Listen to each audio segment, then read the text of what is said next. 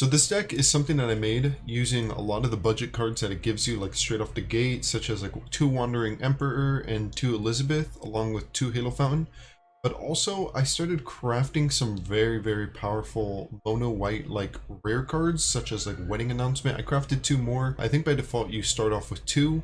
I'm not entirely sure if every player in Magic starts with these exact cards, but I'm guessing that they do, since I'm guessing they're more of the free-to-play cards. So this deck is fairly free to play. The only things I crafted that were like kind of high rarity were 2 Brutal Cathar, which is an amazing card. In fact, it's so good, I would recommend if you want to run more than 2. I just didn't want to use all my rare tickets on this deck, so I only crafted 2. Along with 2 Reckoner Bankbuster. I don't necessarily think this card should be in the deck. It's just a good card, and it's super generic, and it can draw you a card if you need to. Also, it can become a monster. It doesn't really need to be in the deck, but it's really good. There are new cards in the newest set which make this deck like really good. One of those cards is called Knight of Dawn's Light. This card is insane. First of all, it has first strike, so if it attacks, it like attacks first, and it can destroy things that are also like have 2 toughness. The other effect is like you gain an additional life if you gain one. I mean, it's okay, you gain extra life. The real cool effect is that this has like an activated ability where you can boost this guy's toughness and attack up like during either player's turn multiple times if you have the mana. This guy can get really big, like so big, and guess what? He's just an uncommon. He's super easy to craft. Another really powerful card is called Prayer of Binding. This is essentially like a super fast removal spell that you can use during either player's turn, since it's flash, and it just exiles an opponent's card that's non-land. And I mean, they get it back if this card leaves. The bonus added effect is you gain 2 life. Really powerful removal. Another really powerful card. This is just straight up removal. Runic Shot. So the point of this card, since it's a sorcery, you can only use it on your turn, is that your opponent attacks you, and then you can like activate this card and destroy their monster. Yeah, it's not quick play. You can't use it when they're declaring attack. You're going to have to take a hit. But once you take that hit, you remove their monster for 1 mana. I mean, that's pretty good. I'm not going to lie. And another rare card I crafted, which I do really like, is called Sigarda's Splendor. This card is amazing. Like, it is really good. It's like if you have more life than you had at the start of your last turn, you draw a card on your draw phase. So essentially you draw an extra card and then you gain life every time you play a white card. I've had times where I've got up to like 40 or 50 or 60 life. It's like it's a lot of life, man. Like it's way too much life, and it gets to the point where I just keep drawing so much that I'm about to deck out. But by then I have like every piece I need, and I mean, I go for game. So you'll notice that there's only 24 basic lands. That's because I wanted to keep this budget. There are other lands you can run that are really powerful and that are higher rarity, such as like Eiganjo, Seed of the Emperor. You can run Cave of the Frost Dragon. You can even run like Field of Ruin. I didn't want to craft those cards because, I mean, Plains essentially does the same thing, and I'd rather save my crafting tickets on cards that like have unique effects in the deck that like aren't like really replicated anywhere else, like Sigarda's Splendor. I'm going to be doing a quick breakdown of the deck and talking about each card individually, now that I talked about all the cards that I added and all the cards that were like free to play. So Runic Shot, quick removal, really cheap. It's a common. I think it's really good. I think you should run at least 2 to 4. It is really good. It's just removal. It's super cheap. Marcher of the Otherworldly. I already had 1 copy of it for free, so I'm running it. It is really good removal. You can run more if you have multiple and just cut down Runic Shot. I think it's really good just because it can remove a monster during either player's turn, while Runic Shot can only remove during your turn. Citizen's Crowbar is a really good card. I already had 4 in my collection. I didn't have to craft a single one. It's really good because you summon a monster that's 2/2, and then when that monster dies, Citizen's Crowbar still stays on your field. So you can re-equip it to another monster, and then later on in the game, you can just destroy an enchantment or an artifact that they have. Knight of Dawn, it's an uncommon. It's extremely powerful. I crafted 4 just because it's probably the best card in the deck, and it sounds weird to say, but it is just so good. It's like so much board presence that your opponent has to get rid of it, and if they don't, it's just going to take over the game. Reckoner Bankbuster is a rare. It gets you draws, and then it can also become a 4/4 monster if you need that. It's just a good card, and that's why it's in the deck. But if you have any other cards that you want to run besides this, I would highly recommend it. Brutal Cathar is a really good card. It's just removal, dude. Like when it's summoned, Just remove an opponent's monster. Yeah, they get it back if this guy leaves the field. Halo Fountain is a rare. I had 2 in my collection. The reason that I really like this card is because you can untap a monster that you have that just attacked, and then you can just summon a token. And the tokens are really useful because in late game, you're going to be having a lot of this card called Wedding Announcement, and it's going to be boosting your tokens even bigger, and they're going to become like actual threats. Restoration of Eiganjo is a really good card. It's a rare. I crafted 1 more. I had 2 in my collection. It pretty much just searches out of planes, so it's kind of like it helps you get more consistency in the early game. Also, it has another effect which I do like a lot, where you can discard a card in your hand. Even a card you discarded, you can bring it back onto your field tapped, as long as it has 2 or less mana. The really good targets are Knight of Dawn and Citizen's Crowbar. And I mean, Knight of Dawn is just so good, so just having more ways to get it, even if it dies, it's just amazing. Also becomes a monster which generates more tokens, and the stat line is not bad at all. Wedding Announcement, my favorite card in this deck, hands down. Special summons tokens, you can like draw cards, and then at the end of 3 turns, it like all your monsters get stronger. I crafted 2, I had 2 in my collection. It's a really good card in white decks. Prayer Binding is uncommon, I crafted 4. It's just quick removal. Sometimes you just want to get rid of an opponent's big threat. Doesn't destroy it, doesn't bounce it, removes it, exiles it. Serra Paragon is mythical, so it is the highest rarity possible. I did not craft it, it was already in my collection. You don't need it in your deck, it's just a good boss monster. And I say boss even though it costs 4 mana. But essentially what it does is all your 3 mana in your graveyard, you can get them back if they're destroyed. I mean, it's just really good on its own.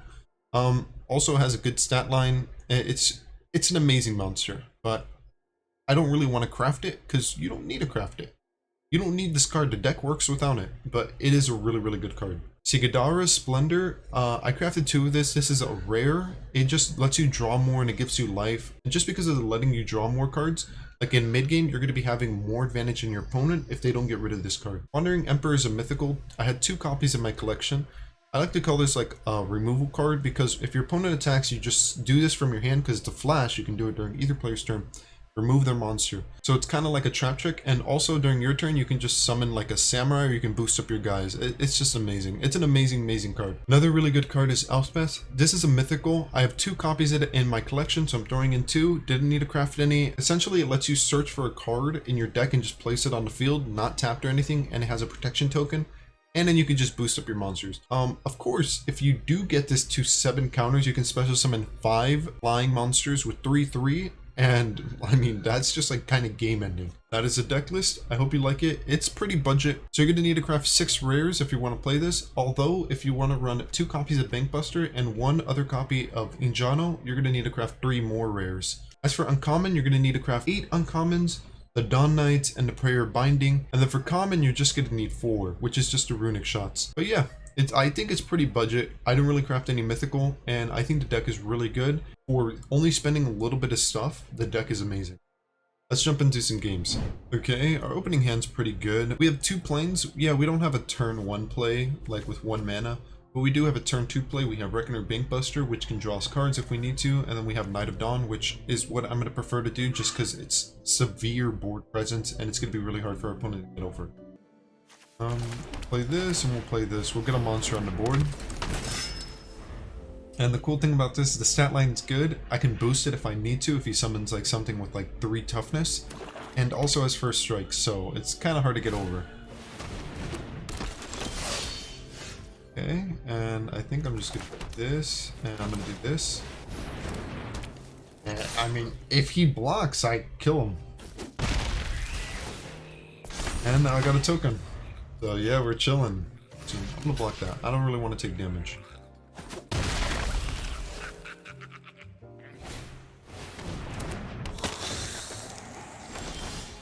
I think I just want to do this. An attack. We're gonna boost this up because I can do that, and it's first strike, so mine doesn't die. He loses his monster. I get a token. I can block again next turn if I want to, or I can take the damage. And I mean, yeah, dude, we're sitting really good right now.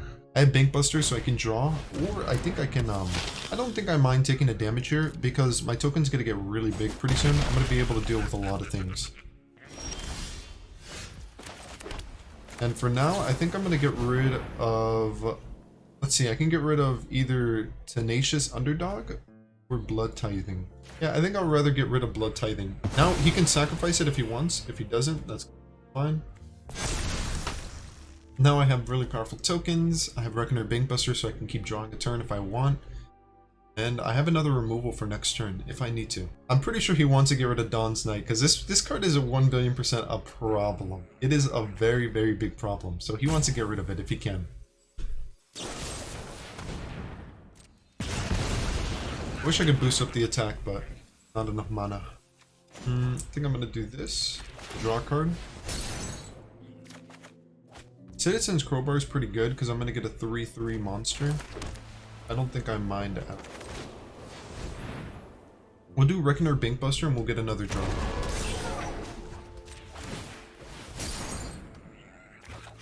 And, I mean, I could do this, but I feel like this is a little...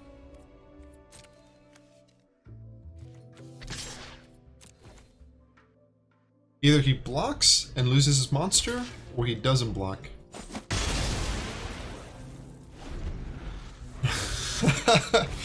This is so cool. Okay, he has another Blood Tithing. So now he has 2 blood tokens, and he can just sacrifice this at any point and just remove one of my monsters, if he needs to. Oh. Or not, maybe.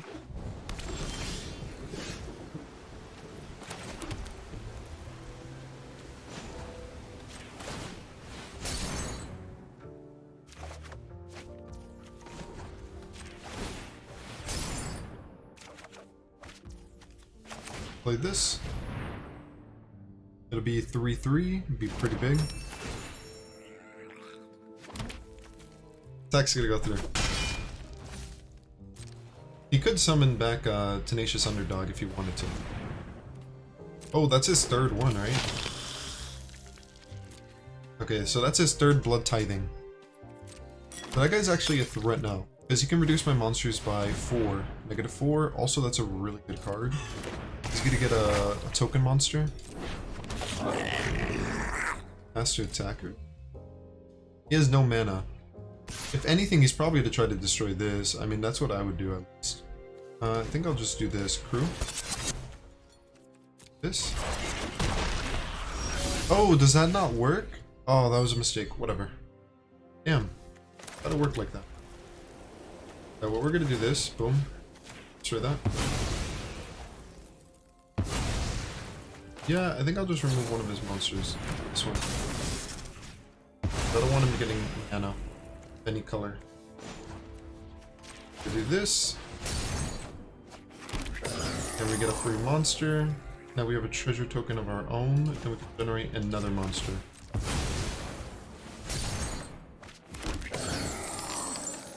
I could summon something. Next combat. Attack.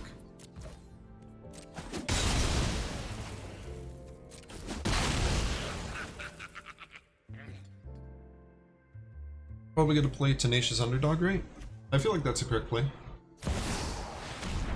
Meat Hook, he's gonna destroy all monsters. Yeah, I keep drawing lands, which is not something I really want to see, but is something that's happening. So we're gonna do Restoration, which is gonna search me a plane. I have already a lot of planes, but it shouldn't matter too much because, I mean, I guess I just have more for the furthering turns and hopefully start drawing different stuff. Citizen's Crowbar, one of my favorite cards. It's just gonna get us a free monster. It's a 3/3 monster. I guess I could do Reckoning Bankbuster here. This is 5 damage. This is a lot of damage. Bloodthirsty Adversary. Enter the battlefield. You may pay a number of times. If you pay, this costs 1 or more. Put that many counters on this card. Then he's gonna destroy it. Oh, destroy mine. And it has haste. That's pretty good, actually. I'm gonna remove it. And it's gonna lose all its counters. That is a really good card. He can banish stuff from his graveyard. He can remove stuff from his graveyard, and then he can do that. I have 1 card in my graveyard that I can actually do, so we're gonna discard a planes because I don't need a plane. Because Night of Dawn is a huge threat. Like, he's gonna have a problem dealing. Also, we're gonna do this. which is going to banish his monster. I don't want to summon everything just yet. I feel like I'm chilling. I'm gonna equip this to this dude. We'll do this. And honestly, probably would be. Oh, he surrendered. Yeah, that was the first game. We just had so much advantage. Nice, we're in Silver 1. That's gonna be it for the video. I really hope you like this deck. If you have any deck ideas, like cards you want to add or anything, feel free to let me know in the comments. I'll be sure to check them out, or just put them in for yourself. The goal of this deck was supposed to be a low budget, powerful deck, using cards that the game just gives you initially. And I think I accomplished that. I did use a couple craft tickets, which I'm a little ashamed of. I kind of didn't want to use any at all, but the deck is a lot better for it. Anyways, thank you so much for watching. Maybe I'll catch you later. Peace.